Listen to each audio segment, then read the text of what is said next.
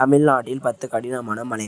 வணக்கம் மக்களே, நம்மள நிறைய பேருக்கு டூர் போகிறது ட்ராவல் பண்ணுறதுனா ரொம்பவே பிடிக்குங்க. அதில் ஒரு சிலருக்கு ட்ரக்கிங் போகிறதுனா ரொம்பவே பிடிக்கணும் தாங்க சொல்லணும். ஏன்னா அதில் கிடைக்கிற த்ரில்லிங்கான அட்வென்ச்சர்ஸ் அப்புறம் இயற்கை அழகை ரசிக்க விரும்புவர்களுக்கு ஏற்றம் தாங்க இந்த மலையேற்ற பயணம். ஆமாங்க, இன்றைக்கி இந்த வீடியோவில் தமிழ்நாட்டின் மிகவும் முக்கியமான அப்புறம் கடினமான 10 மலையேற்ற பயணத்தை பற்றி தான் தெரிஞ்சுக்க போகிறோம். அதனால் வீடியோ ஸ்கிப் பண்ணாமல் கடைசி வரையும் பாருங்கள். பல சாகசங்கள் நிறைந்த மலையேற்றத்தை பற்றி தெரிஞ்சுக்கலாம். நம்ம பார்க்க போகிறது முதல் மலைப்பயணம். அதாவது வரிசை எப்படி பார்த்தா இதுதான் 10வது மலைப்பயணம். நம்ம மலைப்பயணத்தை பார்க்குறதுல கடைசிலேருந்து முன்னோக்கி போகலாம். இப்போ நம்ம லிஸ்ட்டில் இருக்கிற 10வது மலைப்பயணம் தீர்த்தமலை. இந்த மலை பார்த்திங்கன்னா கரெக்டாக தருமபுரி மாவட்டத்தில் அரூரிலிருந்து 15 கிலோமீட்டர் தொலைவில் அமைஞ்சிருக்குங்க. இது ஒரு 3000 அடி உயரம் மலைங்க. ஆனால் இப்பொழுதைக்கு 1500 அடி மட்டும்தான் போக முடியும். இங்கே நீங்கள் போனீங்கன்னா தீர்த்தகிரீஸ்வரம் பலமான சிவத்தை பார்க்கலாம். இந்த கோயிலோட சிறப்பே தீர்த்த விட்டுருந்தாங்க. அக்னி தீர்த்தம், அகத்திய தீர்த்தம், கௌரி தீர்த்தம், குமர தீர்த்தம் என 4 தீர்த்தங்களும் இருக்குங்க. இந்த வருஷம் 365 நாள்களும் ஒரே சீரில் தான் தண்ணி வந்துக்கிட்டே இருக்கும். எந்த கடினமும் இல்லாமல் எளிமையான மலையேற்றத்தை விரும்புவர்களுக்கு ஏற்றம் தாங்க இந்த மலையேற்றம். இந்த தீர்த்தமலை மலைப்பயணம் ஏன்னா அவங்க கடைசி வரைக்கும் மலைப்பாதையை அமைச்சு கொடுத்துங்கிறாங்க. அதுக்கு மேலே 300 அடி மேலே போக ஆசைப்பட்டீங்கன்னா இங்கே உள்ளூர் மக்கள் உதவி இல்லாமல் போக முடியாதுங்க. இந்த மலை உச்சியில் சோழர்கள் வெளியேற்பட்ட பிள்ளையார் கோவில்கள் அப்புறம் வெள்ளி கிணறு இருக்கும். இந்த மலை உச்சி போக ஆசைப்பட்டீங்கன்னா கண்டிப்பாக உள்ளூர் மக்கள் உதவி இல்லாமல் போக முடியும். நம்ம லிஸ்ட்டில் இருக்கிற 9வது மலைப்பயணம் தவளகிரீஸ்வரர் மலைப்பயணம். இந்த மலை பார்த்தீங்கன்னா கரெக்டாக திருவண்ணாமலை மாவட்டம் வந்தவாசிலிருந்து 3 கிலோமீட்டர் தொலைவில் உள்ள வெண்குன்ற என்ற மலையில் தாங்க அமைச்சிருக்க. சுமார் 1100 அடி மலைங்க. இந்த மலை உச்சி போகிற வரைக்கும் கற்களாலான நடைபாதை அமைச்சு கொடுத்துங்கிறாங்க. 2 மணி நேரம் மலையேற்றத்திற்கு பிறகு மலை உச்சியில் உள்ள தவளகிரீஸ்வரர் சிவாலயத்தை நம்ம தரிசனிக்கலாம். சில பெருமலை வழிபட்ட பிறகு இங்கே இருக்கிற வியூ பாயிண்டில் நின்று மலையோட அழகை ரசிக்கலாங்க. ரொம்பவே கண்ணுமே இல்லாத எளிமையான மலையேற்ற திருப்பவர்களுக்கு ஏற்றம் தாங்க இந்த தவளகிரீஸ்வரம் மலைப்பயணம். நம்ம லிஸ்ட்டில் இருக்கிற 8வது மலைப்பயணம் தாங்க தேவதானப்பேட்டை மலைப்பயணம். இந்த மலை பார்த்தீங்கன்னா விழுப்புரம் மாவட்டம் செஞ்சிலிருந்து 15 கிலோமீட்டர் தொலைவில் உள்ள தேவதானப்பேட்டையில் தாங்க அமைஞ்சிருக்குங்க. சுமார் 3000 அடி வனதுர்க்கை அம்மன் கோயில் இருக்குங்க. இந்த கோவிலுக்கு போகிறதுக்கு 7 மலை கடந்ததாக போகணும். இதில் முதல் மலையும் 7வது மலையும் ஏறுவதற்கு கடினமாக இருக்கும். இருந்தாலும் மற்ற மலைகள் எல்லாம் காட்டுக்குள்ளே போகிற மாதிரி த்ரில்லிங்காக இங்கே போகிறோம்னு ஆசைப்பட்டீங்கன்னா கண்டிப்பாக மழைக்காலத்தில் போங்க. அப்போதாங்க நீரோடைகளும் இயற்கை அழகும் இன்னும் அழகாக இருக்குங்க. இந்த மலைய பயணத்தை காட்டுக்குள்ளே போகிற மாதிரி அப்புறம் மலையேற்ற மாதிரி இருக்கக்கூடிய ஒரு த்ரில்லிங்கான அட்வென்ச்சர்ஸ் தாங்க தேவதான மலைப்பயணம். நம்ம லிஸ்ட்டில் இருக்கிற 7வது மலை சுவாமி மலை. இந்த மலை பார்த்தீங்கன்னா திருப்பத்தூர் மாவட்டம் ஏலகிரி மலைப்பகுதியில் தாங்க அமைஞ்சிருக்குங்க. சுமார் 4300 அடி கொண்ட மலை உச்சியில் ஒரு சிறிய கோவிலும் ஒரு சூப்பரான வியூ பாயிண்ட்டும் இருக்குங்க. இந்த மலைக்கு போகிறதுக்கு கவர்மெண்ட்டால் ஒரு நபருக்கு 350 ரூபாய் கட்டணம் அவசியம் செய்கிறாங்க. இலையிலேயே மிக உயரமான மலைங்க இந்த சுவாமி மலை. நீங்கள் இயற்கை அழகை ரசிக்கிட்டே மலை ஏறணும் என்று விரும்பினீங்கன்னா கண்டிப்பாக இந்த மலைக்கு போயிட்டு வாங்க. நம்ம லிஸ்ட்டில் இருக்கிற 6வது மலை கொண்டரங்கி மலை. இந்த மலை பார்த்தீங்கன்னா திண்டுக்கல் மாவட்டம் ஒட்டஞ்சத்திரத்தில் இருந்து 20 கிலோமீட்டர் தொலைவில் உள்ள கீழநல்லூரில் தான் அமைஞ்சிருக்குங்க. சுமார் 3800 அடி செங்குத்தாக அமைஞ்சிருக்கு. மலை உச்சியில் மல்லிகார்ஜுனர் கோயில் அமைஞ்சிருக்குங்க. இந்த மலை மற்ற மலை மாதிரி இல்லாமல் கூம்பு வடிவத்தால் அமைஞ்சிருக்குங்க. இந்த மலையை எந்த திசையில் பார்த்தாலும் செங்குத்தாக தான் தெரியும். மலை உச்சிக்க போகிறதுக்கு படிக்கட்டும் அமைச்சு கொடுத்துங்கிறாங்க. கிட்டத்தட்ட 2 to 3 மணி நேரம் மலை ஏறத்திற்கு பிறகு மல்லிகார்ஜுனர் கோயிலை அடையலாங்க.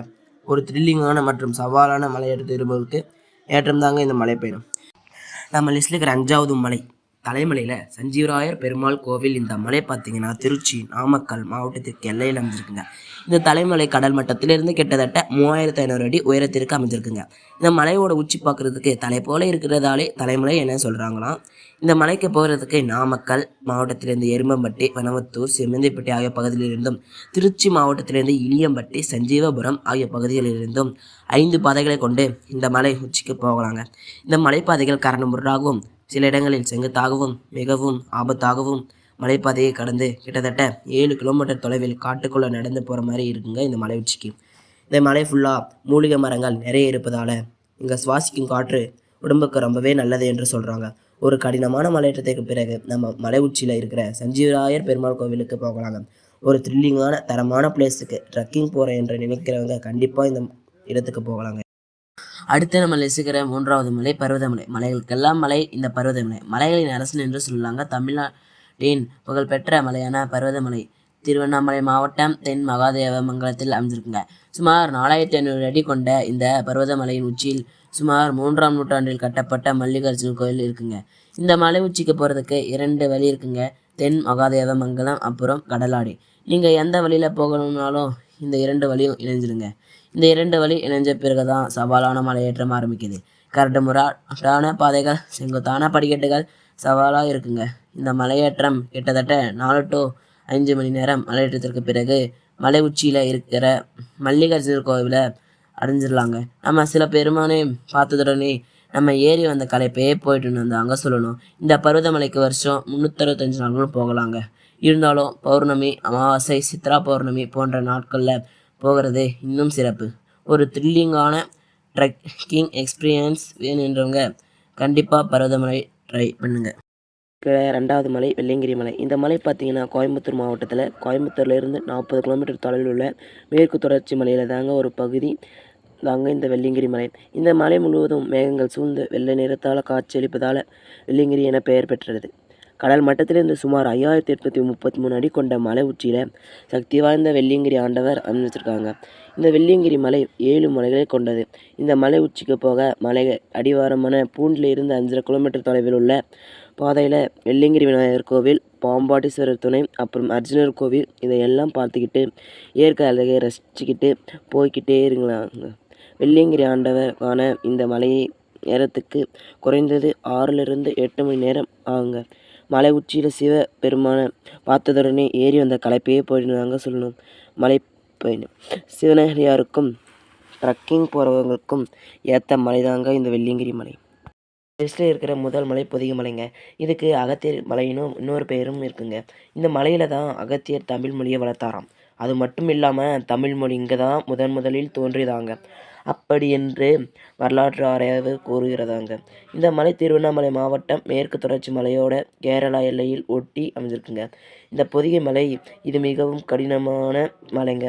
இந்த பொதிகை மலை கடல் மட்டத்திலேருந்து கிட்டத்தட்ட 6300 அடி உயரத்தில் அமைஞ்சிருக்குங்க. இந்த பொதிகை மலை உச்சியில் அகத்தியர் மாமனு கோவிலும் இருக்குங்க. நீங்கள் இந்த மலைக்கு போகணும்னா நினச்சிங்கன்னா கண்டிப்பாக தமிழ்நாட்டு எல்லையில் வழியாக போக முடியாதுங்க. ஏன்னா இது வனவிலங்கு அதிகமாக இருக்கிறதால இது பாதுகாக்கப்பட வேண்டிய இடம்னு அறிவிச்சிட்டாங்க. அதனால் கேரளா எல்லையிலிருந்து தாங்க போக முடியும்.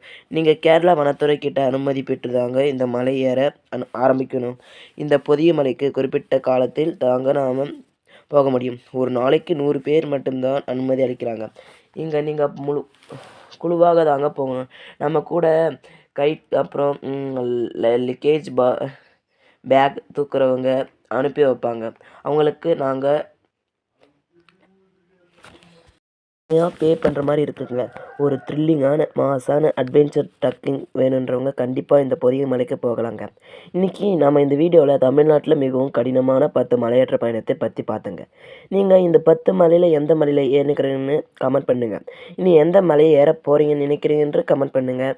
இந்த மாதிரி உங்கள் ஊரில் ட்ரக்கிங் பண்ணுற மலை இருந்தால் அதையும் கமெண்ட் பண்ணுங்கள். வேறு ஒரு கோகுல் சென்று சந்திக்கிறேன்.